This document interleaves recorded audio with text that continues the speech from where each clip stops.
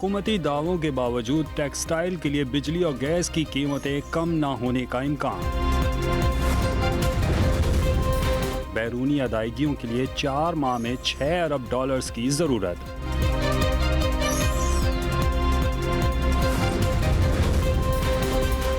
पाकिस्तान में टैक्स गुजार अफगानिस्तान से भी कम।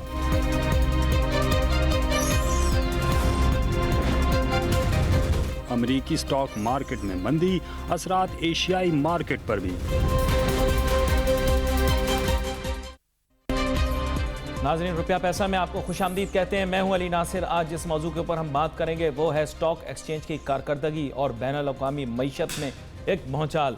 बातें बड़ी बड़ी की जा रही थी कि जनाबे वाला वेस्ट के जो स्टॉक मार्केट्स हैं बड़ा प्रॉस्पर कर रहे हैं, उसका नतीजा ये है कि ग्लोबल मार्केट्स ग्रो करेंगी। लेकिन पता नहीं क्यों मेरे दिल में शक था कि डोनाल्ड ट्रंप की बातें जैसी भी हों हैं वो हवाई फायरिंग करते हैं, बिल्कुल जैसे हमारे यहाँ भी लोग हवाई बातें करते हैं और they make castles in the sky. और मुझे ये पता था कि एक ना एक दिन इस गुब्बारे में से हवा निकल जाएगी। लेकिन फिर भी चलें, people believed him. American markets perform very well. उसके नतीजे के अंदर जाहिर बात है पाकिस्तान की जो मार्केट जिसने इतनी मार खाई थी, जैसे बड़े बड़े पहलवानों ने एक ज़माने में बैनुल-अक़वामी पहलवानों को, पाकिस्तान के बड़े बड़े पहलवानों ने बैनुल-अक़वामी पहलवानों को जो है ना दंगल में दावत दी थी, लेकिन उन्होंने आते ही उनका मुंडा निकाल दिया। बिल्कुल इसी तरह पाकिस्तानी मार्केट का भी मुंडा निकाल दिया गया। In other words, we had dislocated quite a few joints in the past few years, but in the past few months we realise the outcome of that. मेरा ऐसा ख्याल है। लेकिन बुनियादी तौर पर आज हम दूसरी जो अहम खबरें उनकी जानिब मुख्तसर सी नज़र डाल लेते हैं। हुकूमती दावों के बावजूद टेक्सटाइल के लिए बिजली और गैस की कीमतें कम न होने का इम्कान है। वज़रा भी बेचारे अपनी जिसे मैं कहूँगा कि बेख्तियारी कह सकते हैं, उसे बेख्तियारी का इजहार कर रहे थे। इसके साथ साथ बैरूनी अदायगियों के लिए 4 माह में $6 अरब की ज़रूरत है। कहाँ से पूरा करेंगे? डॉलर हुआ जा रहा महंगा, बातें बड़ी बड़ी, उल्टे काम अगर आपने करवाने हों तो हमारे मुल्क के अंदर बाअसर और बाइख्तियार लोगों से करवाएं। Logic zero, action zero, implementation zero. असर कैसे होगा? फिर कहते हैं ये दवा असर नहीं करती। क्या कहें हम? पाकिस्तान में टैक्स गुजार जो हैं वो अफगानिस्तान से भी कम है। इस सिलसिले में मैं क्या कह सकता हूँ, बहुत सारे पेरिस में हैं, बहुत सारे लंदन में हैं, बहुत सारे न्यूयॉर्क में हैं, बहुत सारे ह्यूस्टन में हैं, जिसे हाउस्टन लिखते हैं, और कुछ एक आध मैं कह सकता हूँ कि कनाडा में भी हैं, मिसिसागुआ में भी हैं, मरखम सिटी में भी हैं।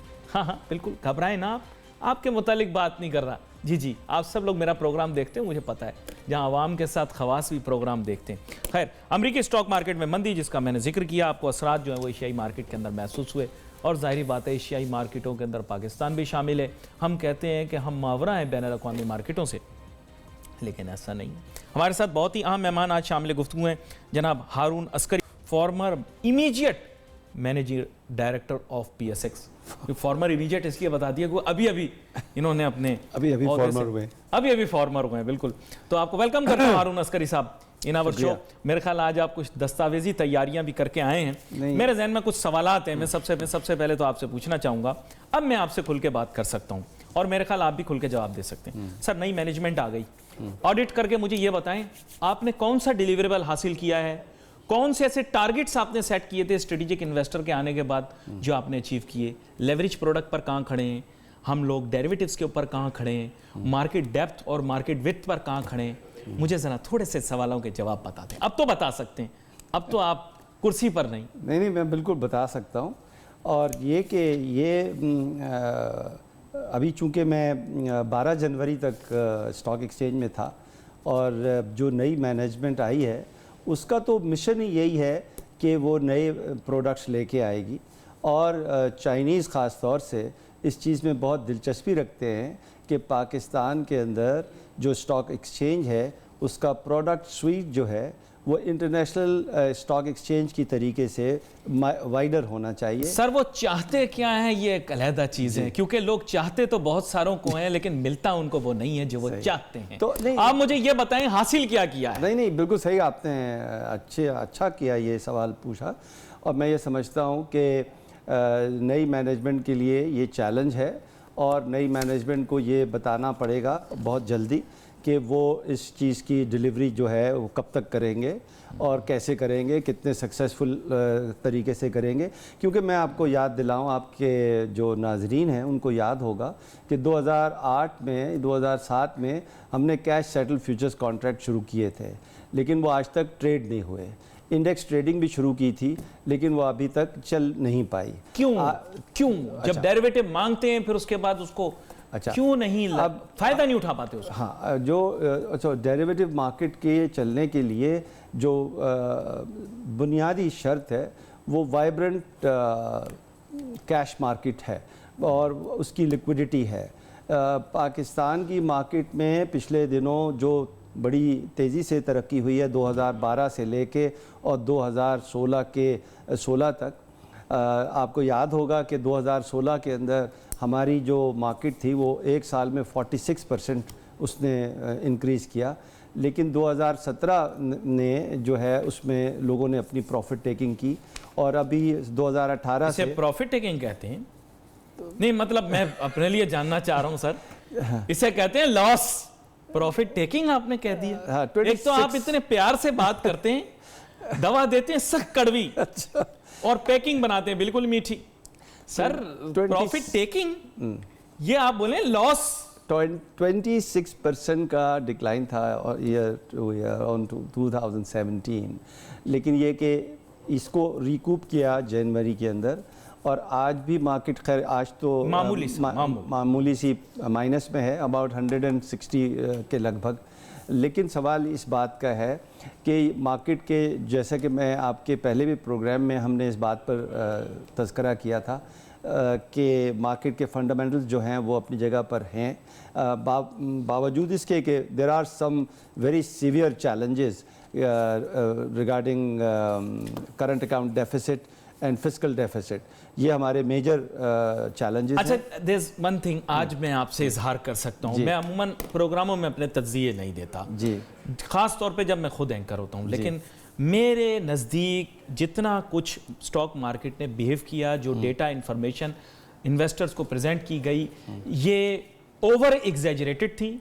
पाकिस्तान में कोई ख़ास तरक्की नहीं हुई और कंपनीज के जो ये पता नहीं ट्रेडिंग मल्टीपल्स का वर्ड यूज़ करते हैं, मैं आई बी वेरी फ्रैंक, ये मे बी प्रैक्टिकल यूज़ होता हो, लेकिन ये टेक्स्ट बुक्स के अंदर हम मल्टीपल्स प्राइस अर्निंग मल्टीपल्स पे इतना फोकस नहीं करते। I be very frank with you. तो मेरे ख्याल से पाकिस्तान की मार्केट जो है उसको इतना ज़्यादा ओवर परफॉर्म नहीं करना चाहिए था। बेसिकली हमने ओवर परफॉर्म किया है और उसका नतीजा ये हुआ है कि फिर उसके बाद खुद ब खुद करेक्ट हो गई। देखिए, ये बड़ी अहम बात आप कर रहे हैं। नहीं, सही बात है। इसके साथ ही मैं एक छोटी सी ब्रेक लूँगा और मैं जो हूँ वो ब्रेक के बाद ये अहम सवाल जो है दोहराऊंगा भी और इसका जवाब भी लूँगा। Let's take a short break.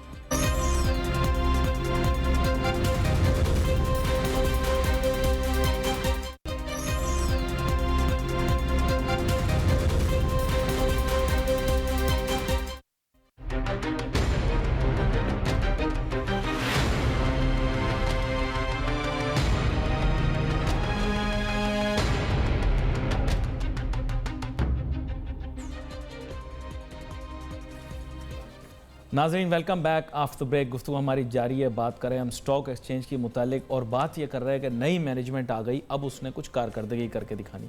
ज़ाहिरी बात है इस बात पे बहुत सारे लोग नाराज़ भी हो सकते हैं, लेकिन बात यह है कि चंदा मामू यानी चाइनीज़ आ गए और इवेंचुअली हुआ कुछ भी नहीं। हम सोच रहे थे चाइनीज़ के आने के बाद ये हो जाएगा वो हो जाएगा, बल्कि यहाँ पे डिस्को डांस भंगड़े शुरू हो गए थे। कुछ लोगों ने तो अपने सर फाड़ लिए, किसी ने जाकर कुएं में छलांग मार दी कि मार्केट पता नहीं 80,000 पे पहुंच जाएगी, 1 लाख लोगों को बर्बाद किया। खैर, बिल्कुल जैसे क्रिप्टो करेंसी में लोगों ने बर्बाद कर दिया। और हमारे यहाँ अब आदत भी ये बन गई है कि दूसरों का सरमाया बर्बाद करने के बाद लोग जो हैं वो फिर आराम से बैठ जाते हैं। बस एक चीज़ याद रखिएगा, मौत बरहक है, ये कोई सज़ा नहीं है। आपका यहाँ पर वक्त जो है ना महदूद है और ये ज़िंदगी जो है ये फ़ानी है। और आप ख़ुद देख लें टीवी के ऊपर बहुत सारे लोग इंतकाल कर जाते हैं, लोग भूल जाते हैं। हमारे उस्ताद थे असरार हुसैन सिद्दीकी साहब, डॉक्टर असरार हुसैन सिद्दीकी, कहते थे डेथ फिनिशेस एवरीथिंग।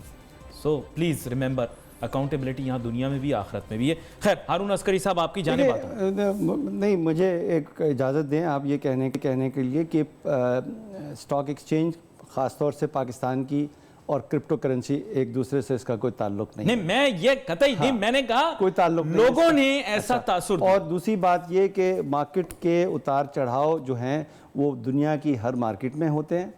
और तीसरी बात ये कि आपने बारहा ये कहा कि ठीक है आप प्राइस मल्टीपल पर तवज्जो नहीं देते, कोई ऐसी बात नहीं। नहीं, मैं ये कह रहा हूँ एकेडमिकली उस पर इतनी एम्फेसिस लेकिन ये एक कंसेंसस है। जितने भी आप एनालिस्ट हैं, चाहे वो इंटरनेशनल एनालिस्ट हों या लोकल एनालिस्ट हों, वो आपको ये बात बता देंगे कि एक चीज़ होती है स्टॉक एक्सचेंज में जिसको हम कहते हैं वैल्यूएशन। वैल्यूएशन के हिसाब से पाकिस्तान की स्टॉक एक्सचेंज आज भी it represent a fantastic investment opportunity. और दूसरी बात यह कि लेकिन राय है ना, एक सेकेंड, नहीं राय नहीं है ये। दूसरी बात ये कि पाकिस्तान की जो स्टॉक मार्केट ने 2017 के अंदर जो डिक्लाइन था, that was because of political turmoil, that was because of wrong taxation, that was because of several other things। ये बात आपके प्रोग्राम में आप which you have discussed बारहा मेरे प्रोग्राम में ये बात की आपके गेस्ट बारहा आपने प्रोग्राम नहीं, मैं तो मेरा तो एम यही होता है कि मैं अपने मेहमानों को मुश्तइल कर दूं। और मैं खुश हूं कि आप भी आखिर मुश्तइल हो ही गए। आप बेफिक्र हो जाए, मैं आपको मुश्तइल करे रखूंगा। लेकिन पहले आपसे अपने सवाल का जवाब दूंगा। मुझे ये बताएं कि जब घर में नया सरबरा आ गया, new head of the family आ गया, अब ये बात कब से चल रही है? आप हो गए अब सारा डिम्यूचुअलाइजेशन और ये सब स्ट्रेटेजिक मैनेजमेंट के बाद आप मुझे ये बताएं, मैं ऑडिट कर रहा हूं, मामूली सा एक अदना सा आदमी ऑडिट कर रहा है कि मेरी मार्केट में अब क्या नया हुआ, क्या अच्छा हुआ। अगर मोर ऑफ द सेम है तो लोकल ही चला लेते। आप में बुराई है, मैं जानू जर्मन को बुलाऊं या अमेरिका से किसी बाबू को बुलाऊं, कनाडा से किसी को बुलाऊं, तो आप भी तो चल ही रहे थे, फिर आप ही चलते रहते। मैं तो सिर्फ ये पूछ रहा हूं कि भाई नया बंदा लाए हो तो नई चीज भी तो बताओ, करा क्या है? देखिए, ये पूछने में कोई बुराई आप मुझे नहीं, कोई बुराई नहीं है और आपकी बात बिल्कुल सही है। और हम खुद as a former employee of the stock exchange and as a person who is deeply interested in stock exchange affairs, ये बिल्कुल देखने की बात है कि नए प्रोडक्ट्स की बेटर गवर्नेंस की डिलीवरी ये चार चंदा मामा बोर्ड पर लेकर आए आप, ये चंदा मामा आ गए, ये चंदा मामा आ गए। मैं सिर्फ ये पूछ रहा हूं कि ये जो चार चंदा मामा आए, भाई काम भी तो बता दो ना हमें, इसमें क्या बुराई है बताने में? मतलब नाराजगी की कोई बात नहीं, काम मेरी किसी से कोई नाराजगी नहीं, मैं बड़ी इज्जत करता हूं, लेकिन मैं ये कह रहा हूं काम नहीं, काम बिल्कुल बताते हैं। बात ये है कि जो बोर्ड पे लोग आए हैं शेयर होल्डर्स, वो अपनी शेयर होल्डिंग के बेसिस तो ये तो चंदा मामा के बगैर भी हो सकता था ना, क्यों फिर? नहीं, वो शेयर होल्डिंग के बेसिस पे आए हैं। और दूसरी बात ये है कि उनके आने से जो बोर्ड की गवर्नेंस है और अच्छे डायरेक्टर जो हमारे पास बैठे हुए हैं, उनके पास जो गवर्नेंस का स्ट्रक्चर है वो स्टॉक एक्सचेंज में जिसको कहते हैं कि कदरे बेहतर हो चुका है और उसकी वजह से चीज़ें बेहतर हो रही हैं। लेकिन जब अब आपने जो सवाल किया कि नहीं तो ये ना आते चीज़ें बेहतर ना होती, नहीं ना, ज़ाहिर है कि हर एक कंपनी की जो गवर्नेंस है वो तो बोर्ड करता है। अच्छा, अब सवाल इस बात का, हम उस पर आ जाते हैं नई प्रोडक्ट्स के ऊपर। तो ये बात आपकी मैं आपसे इत्तेफाक करता हूँ, तस्लीम करते हैं आप, हाँ, कि नई मैनेजमेंट का जो हम देखेंगे वो इस चीज़ के ऊपर उसकी कामयाबी को देखेंगे कि वो कितने जल्दी नई प्रोडक्ट्स लेके आते हैं और वो ऐसी प्रोडक्ट कब आएगी जिसके अंदर एक खातिर ख्वाह पार्टिसिपेशन हो पब्लिक की और खातिर ख्वाह टर्नओवर और वॉल्यूम नज़र आए उसके अंदर। सर, और पिछले 2 साल में कितने आईपीओ ये नए ले आए जिन्होंने मार्केट के ऊपर इम्पैक्ट डाला? देखिए, आईपीओ तो सिस्टम का तो आप भी बिल्कुल हिस्सा था। और मैं आपको बताऊं कि हमारे जब मैं सीईओ था तो हमने एक दिन में, आप यकीन करें कि 5 नई कंपनियों को अप्रूवल दी, लेकिन उसमें से 3 कंपनियां जो हैं उन्होंने अप्रूवल के बावजूद मार्केट में चूंकि नहीं आए। और उसकी वजह ये है कि पिछले दिनों जो मार्केट के अंदर पॉलिटिकल टर्मोइल की वजह से point completely taken, it is their prerogative, अगर वो आना चाहते तो वो अच्छा, हमारा जो था एक दिन में, एक that was a historic day for stock exchange, एक दिन में हमने 5 कंपनियों को अप्रूवल दी। और इसका मकसद ये है कि जो आईपीओ की जो लिस्ट है, आईपीओ की जो हमारे पास कंपनियां हैं, जो मार्केट में आना चाहती हैं, वो अगर आप हमारे मुख्तलिफ एडवाइज़र्स जो हैं, जो इन्वेस्टमेंट बैंकर्स हैं, उनसे बात करें तो आपको इस बात पर शायद हैरत होगी कि उनके पास एक लंबी लिस्ट है। हर एक से मैंने जिनसे बात की है वो कह रहा है हमारे पास 6 कंपनियां हैं, कोई कह रहा है हमारे पास 7 कंपनियां हैं। तो ये एक कंपनियां आने का जो प्रोसेस है वो बड़ी तेज़ी से इस साल आप देखिएगा कि आएगा, क्योंकि पाकिस्तान बेहतर होगा। हाँ, बेहतर होगा। अब मसला ये कि जो पाकिस्तान की ओवरऑल पॉलिटिकल स्टेबिलिटी और इकनॉमिक स्टेबिलिटी है, उसका ताल्लुक जो है वो मार्केट की बेहतरी से बड़ा गहरा है। तो अब नए इलेक्शन होने वाले हैं, बहुत सारी चीज़ें अनसर्टन हैं। इसके साथ साथ हमारे पास करंट अकाउंट डेफिसिट का जो मसला है वो एक बड़ा अहम मसला है। उसकी बेसिस के ऊपर अभी हमारे पास डेट रिपेमेंट होने वाली है। तो और फिर हमारे पास चूँकि ऑयल प्राइसेस जो हैं वो अब बढ़ चुकी हैं, पहले $30-40 के ऊपर थी, आज 60 और 70 के बीच में आ गई। उसकी वजह से हमारा ऑयल बिल जो है वो पिछले दिनों जो है वो तकरीबन $5.6 बिलियन का हुआ। वो तो हम इकोनॉमिक चैलेंजेस का सामना ये जो चैलेंजेस हैं, पोजीशन होगा सब जो जितनी हमें एक्सपोर्ट करनी चाहिए टू मेक श्योर कि हमारी करेंसी स्टेबलाइज्ड रहे, उतनी एक्सपोर्ट हालांकि 10% इंक्रीज हुई है, लेकिन वो हो नहीं रही। तीसरी बात अभी आपने जिक्र किया, इंटरनेशनल मार्केट में पिछले दिनों जो टर्मोइल आया, क्योंकि उस इन्वेस्टर्स की ये व्यू था कि अमेरिका में और बाकी डेवलप्ड वर्ल्ड में इंटरेस्ट रेट शायद बढ़ जाएंगे, क्योंकि उनकी जो बॉन्ड यील्ड है वो अचानक 2.8 और तकरीबन 3% के लगभग। मैंने पाकिस्तान के अंदर इंटरेस्ट रेट वॉलेटिलिटी इस हद तक देखी है कि आप हैरान हो जाएंगे। 90 के दिहाई के अंदर मैंने इसी मुल्क के अंदर NDFC के अंदर इंटरेस्ट मिलते हुए, मैं आपको बता रहा हूँ, डिपॉजिटर को मुनाफा मिलने की शरह मैंने इतनी ऊंची देखी है। फिर उसके बाद मैंने गिरते देखी है, फिर उसके बाद मैंने चढ़ते देखी है। फिर मुशर्रफ दौर आया, अभी बैल्कोनी में बैठकर दुबई के अंदर अपने अपार्टमेंट में प्रोग्राम देख रहे होंगे, मैं बता रहा हूं आपको।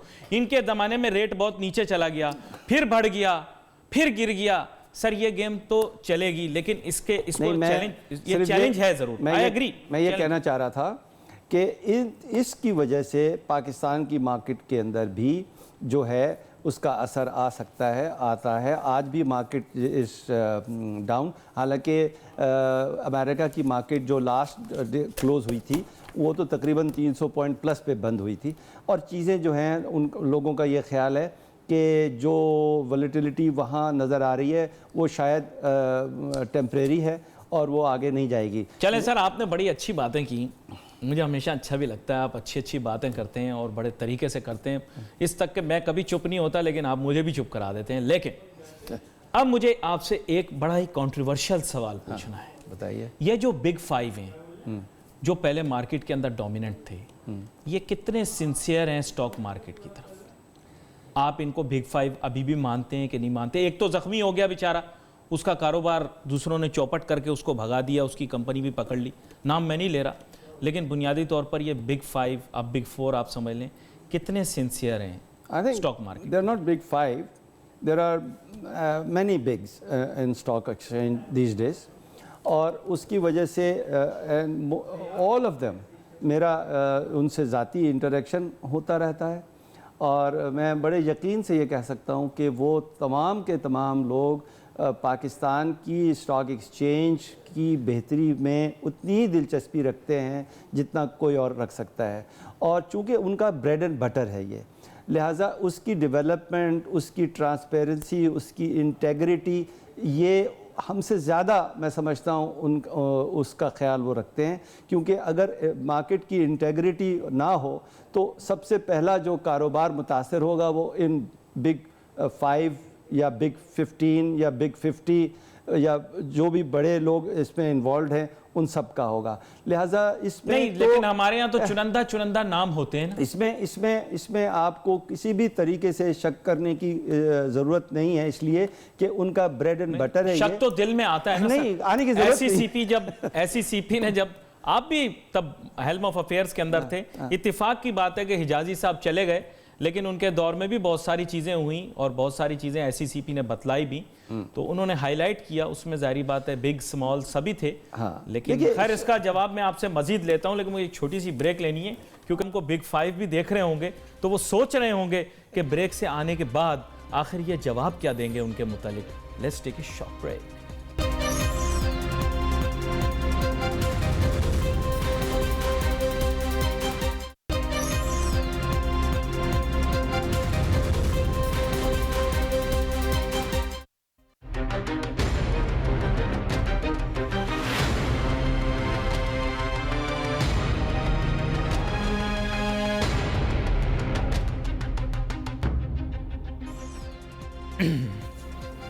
नाज़रीन, welcome back after the break. काफ़ी अरसे से एक बहस जारी रही है कि जनाब ये बिग 5 जो हैं मार्केट को डोमिनेट करते हैं, लेकिन मेरे फाजिल मेहमान जो कि साबिक एमडी भी रहे हैं स्टॉक एक्सचेंज के, वो कहते हैं जनाब हारून अस्करी साहब कि ऐसा नहीं है, बिग 50 हैं, उससे भी ज़्यादा होंगे, काफ़ी लोग मार्केट को इन्फ्लुएंस करते हैं। और उन्होंने कहा कि वो बड़े जेन्युइन हैं, बड़े कमिटेड हैं, क्योंकि ये उनका बिज़नेस है और वो अपने बिज़नेस को क्यों ना चाहेंगे कि वो फले फूले। ये बात तो आपकी बिल्कुल मैं ठीक तस्लीम कर लेता हूँ हारून अस्करी साहब, लेकिन बुनियादी तौर पे इनका आपसी झगड़ा हुआ और जो 2 हाथी थे उन्होंने लड़ाई की, तीसरा हाथी ज़ख्मी कर दिया इन्होंने। और आप जान रहे हैं, नज़रें आपकी बता रही हैं कि आप समझ गए, तीसरे हाथी को इन्होंने ज़ख्मी कर दिया। अगर ये कारोबार इनके लिए इतना अच्छा होता ना, तो ये अपने साथी जिसके साथ ये हम निवाला, हम प्याला और पता नहीं क्या क्या थे, उसको इस तरह से ज़ख्मी करके उसके टुकड़े ना कर देते। तो बेसिकली आपको ये तो मानना पड़ेगा। और बाकी 2 हाथियों ने तमाशा देखा। तो ये बात ये है कि अगर आप ये बात कहते हैं, मैं आपकी बात मानने के लिए तैयार हूँ, लेकिन कुछ मसला तो था अंदर। इनकी लड़ाई झगड़ों की वजह से मार्केट ने बहुत नुकसान उठाया, क्योंकि हाथियों की लड़ाई में ना घास नुकसान उठाती है, चूंटियाँ नुकसान उठाती हैं। नहीं, ना तो मार्केट घास है और ना मार्केट चूंटी है। मार्केट का अगर आप परफॉर्मेंस देखें 2012 से लेके आज तक, तो it has remained a best performing market of the world till 2016। और इस जनवरी में भी जो पाकिस्तान में जो वैल्यूज़ वापस आई हैं, it has perform very well. तो बात मसला ये नहीं है कि किसी एक आदमी की या 2 आदमियों की लड़ाई में, चाहे वो कितने भी बड़े हों, हमारी मार्केट इतनी छोटी नहीं है। वैसे लड़ाई करनी चाहिए। नहीं, लड़ाई बिल्कुल मैं तो आपको नहीं छोड़, तंग करूंगा आपको। नहीं, लड़ाई करनी चाहिए, आपस में बिल्कुल नहीं करनी चाहिए, नहीं करनी चाहिए, बना के चलना चाहिए, बना के चलते हैं, तस्फिया करना चाहिए। लेकिन देखिए, मार्केट के अंदर इसका कोई मैं नहीं समझता कि मार्केट की परफॉर्मेंस पर, मार्केट की वैल्यूज़ के ऊपर इसका कोई ताल्लुक इस बात से है जिसका अभी आप तस्करा कर रहे हैं। इसका कोई वास्ता बगैर नाम लिए जिसका, जी, बगैर नाम लिए जिसका, उसका कोई वास्ता, कोई पब्लिक सब जानती है। हाँ, पब्लिक सब जानती है। तो लेकिन इसका कोई ताल्लुक मार्केट की परफॉर्मेंस आपके ख्याल से मार्केट में जो मंदी आई, जो परेशानियां राइज हुई, नहीं, जो एक हिजानी सी कैफियत पैदा हुई, कोई इसका ताल्लुक नहीं है हिजानी कैफियत का। मैं आपके प्रोग्राम का चूंकि वक्त कम है, तो जो चीज़ हम 2-3 दफ़ा ऑलरेडी कह चुके हैं, उसको दोबारा कहने का नहीं, कोई बात नहीं, वक्त कम भी है तो मैं आपको दोबारा बुला लूंगा, लेकिन मैं आपको पूछूंगा जरूर ये बात। खैर, आपने जितना कहना था मेरे ख्याल से आप एक बात और कह रहे थे, अच्छे से कह दिया। आप एक और बात, मैं ब्रेक में आपसे एक बात कह रहा था जो हाँ कि असल में बात यह है कि यहाँ पर कुछ लोग पाकिस्तान में ऐसे हैं जिन्होंने इस चीज का मौजू और मजा लिया कि मार्केट ऊपर जा रही है, और उन्होंने लोगों को कहा कि अपने बच्चों की फीस भी स्टॉक मार्केट में लगा दो, अपनी बीवी का जेवर भी लगा दो, अपनी बेटी का जहेज भी दे दो मार्केट के लिए, सब कुछ दे दो, अपनी पेंशन के पैसे भी मार्केट के अंदर लगा दो। मार्केट ने उनको बड़ा नुकसान पहुंचाया जिन्होंने पैसे डाल दिए, और वो लोग जिन्होंने कहा वो मुकर गए अपनी बात से। उन्होंने कहा साहब हमने तो कुछ कहा ही नहीं।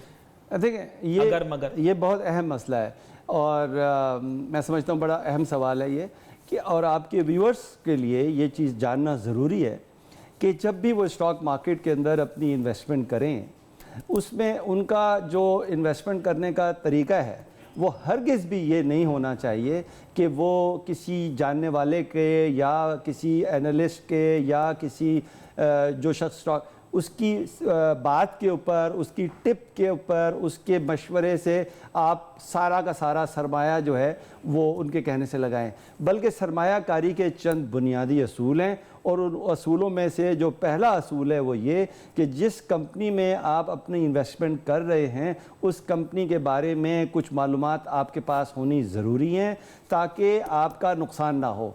और ज़ाहिरी बात है कि देखिए, मार्केट के अंदर देर आर सेवरल पीपल, इसमें कोई शक नहीं है कि जो मार्केट को अब्यूज़ करते हैं, पंपिंग एंड डंपिंग करते हैं, इनसाइडर ट्रेडिंग करते हैं, और ये सारी चीज़ें सिर्फ पाकिस्तान में नहीं बल्कि बहुत सारी मार्केट में होती हैं। SECP का जो एक्शन है इन लोगों के खिलाफ बड़ा रोबस्ट होता है, सख्त होता है। अब मैं इस पर कोई कमेंट नहीं कर रहा कि कितने लोग पकड़े जाते हैं, कितने लोग ये मुझे काम पता नहीं क्यों खांसी आ रही है, आप कर पाते। आप कह रहे बड़ी अच्छी बातें हैं, काश लेकिन बात यह है कि इस प्रोग्राम के जरिए जो व्यूअर्स ये वाला जो प्रोग्राम देख रहे हैं, कम से कम हम उनसे डायरेक्टली ये कह सकते हैं कि वो किसी और तरफ ना देखें। SECP और स्टॉक एक्सचेंज बेटी का जैज लगा दें मार्केट में।